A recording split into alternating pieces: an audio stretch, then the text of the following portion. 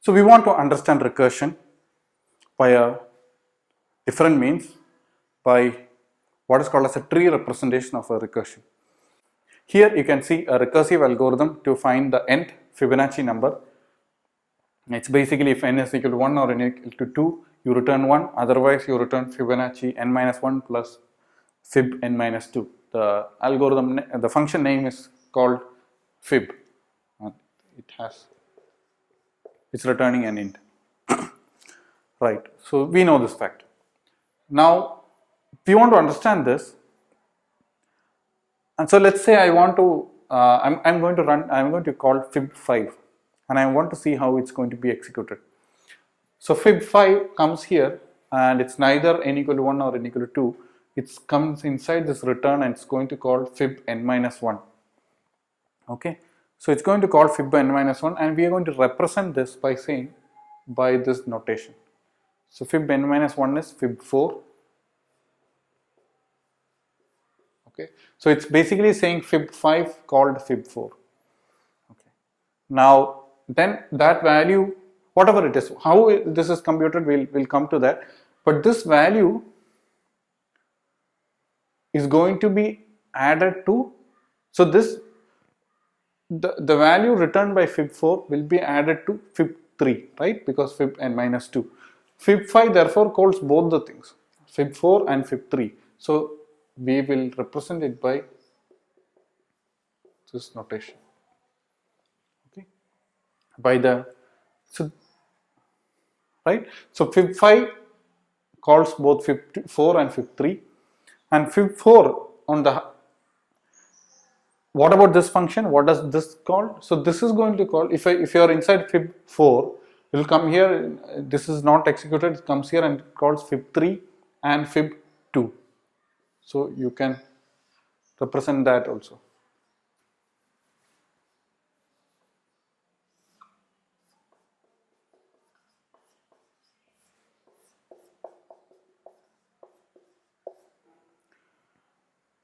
Now how about fib3? Fib3 is going to go inside and it's going to call fib2 and fib1.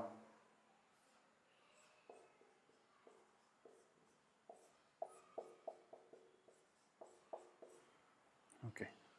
Now if you go to fib2, if you call fib2, it's going to come here and it's going to return there. So it's not going to call recursively anything. So that's the base step, right? And therefore this will return, so let me just denote it. This is going to return, what will it return? So this is going to return, fib2 is going to return 1, fib1 is going to return 1, right? So this will return 1. And both these numbers, fib3, what does fib3 do? Fib3 is going to add both these numbers and return. So fib3 will return therefore 2. And what about fib4 then? Fib4 calls both fib3 and fib2, right? And it calls fib3, it's find its value which is 2 and then it calls fib2, right? So it has this value 2 and then it calls fib2. Fib2 will go inside and it will return 1. Fib4 will now add 2 plus 1 and it will return 3. Fib5 will now, so now we are in fib5. Fib5 has called fib4 and it has returned the value 3. And then fib4 is going to, fib5 is going to call n minus 2 or fib3. Okay. So only now after this entire side execution only this gets called. Okay. And now how does fib3 gets called? Fib3 will come inside, no, none of these things. Then it sees fib n minus 1, fib2. So it will call fib n minus 1, fib2.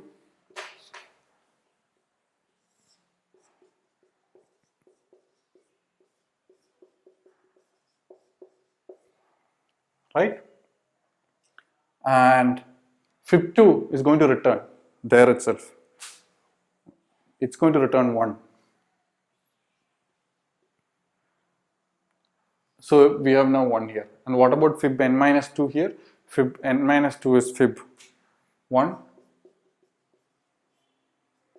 which is also going to return 1. Okay, and fib 3 is going to compute the sum of this 1 plus 1, 2. And finally, fib 5 will therefore return 3 plus 2, 5. Okay, so this is what is called as a recursion tree. And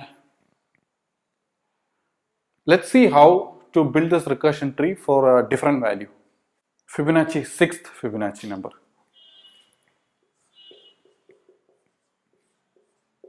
Okay, so let's try to work out. It's not, it's neither 1 or 2. So it comes down, and it's going to first call fib 5. Okay, it's going to call the function with n equal to 5.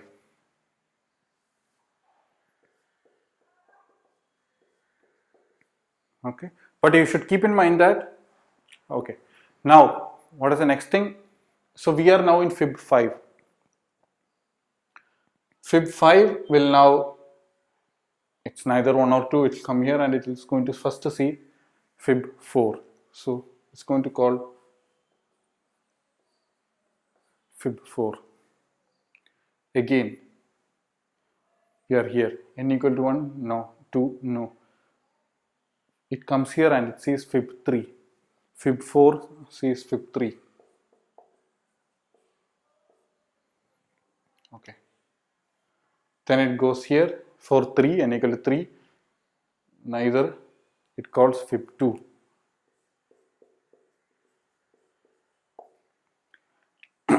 This time it goes back. Okay, sorry.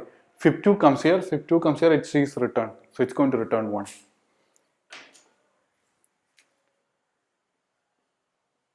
It's going to return 1. Now we are back in fib 3. And where were we in fib 3? We were here. We have reached here. Okay, fib 2 has called fib n minus 1, that is fib 2, and it's basically now this you can think of it has been replaced by the number 1. That's in your mind. Okay, so this is now 1. And then it calls fib n minus 2. What was n was 3 and n minus 2 is now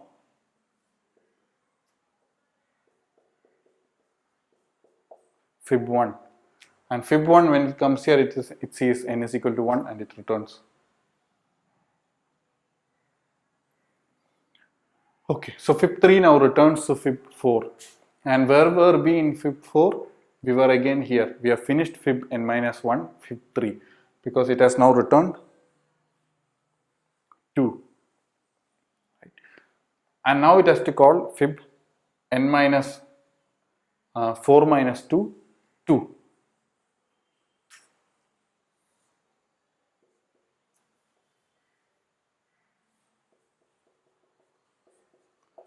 And if once it goes to fib 2, we know what it's going to return. It's going to return 1.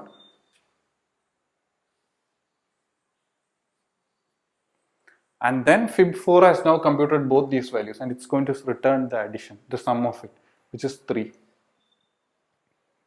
Okay, so now we are in fib 5 and we have called n minus 1, fib 4. We are here. And what is the next thing we'll do? We'll call fib n minus 2, which is fib 3. Okay, and so now we go here, fib 3. Fib 3, it's not n is not equal to 1 or 2. It comes here and it says fib n minus 1. It calls fib n minus 1, which is fib 2.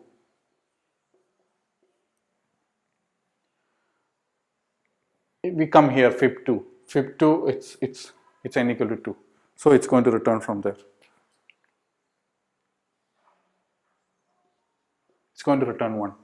And now we are again here at this stage of fib 3, and it sees n minus 2 and it calls fib n minus 2, which is fib 1, and it goes here and it returns n equal to 1. It returns 1. Now we have, now fib 3 has now basically found out both these values, right? So it's 1 plus 1, it's 2. So fib 2 returns 2. And fib 5 also has now done both this part and this part, and therefore it now returns 5. Okay, so fib 5 has now returned 5, and now we have reached this much for n equal to 6 for this node, and therefore now we have to call this part, which is fib n minus 2, by saying fib 4. Okay, how will this work? Again, we have seen already how fib 4 work, which is basically like this. We will first call fib 3, which will call fib 2, which will now return 1. Then fib 3 will call fib. Then fib 3 will call fib 1, which will return 1. Fib 3 will add both of that and return 2. Then fib 4 reaches. Fib 4 has already called fib 3, now it will call fib 2. Fib 2 gets called, it's the base case, and then it returns 1 and it returns 3. Fib 4 will add 2 plus 1 and return 3, and then fib 6 will add 5 plus 3 and return 8. Okay, so now we know how to build this tree now for a recursion, for a recursive function. What are these lowest level?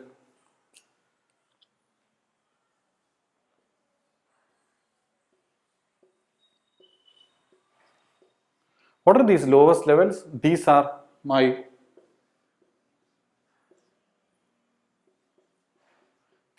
base case, right? So because there is no recursive step from there, you're not calling again a recursive function. So those are my base case, as you could see.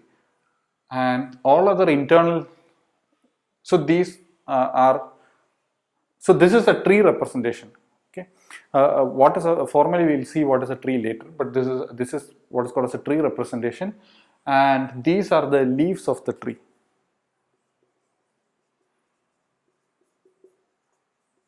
All these, whatever are the base nodes, are called the leaves of the tree, and all the other nodes are called the internal nodes.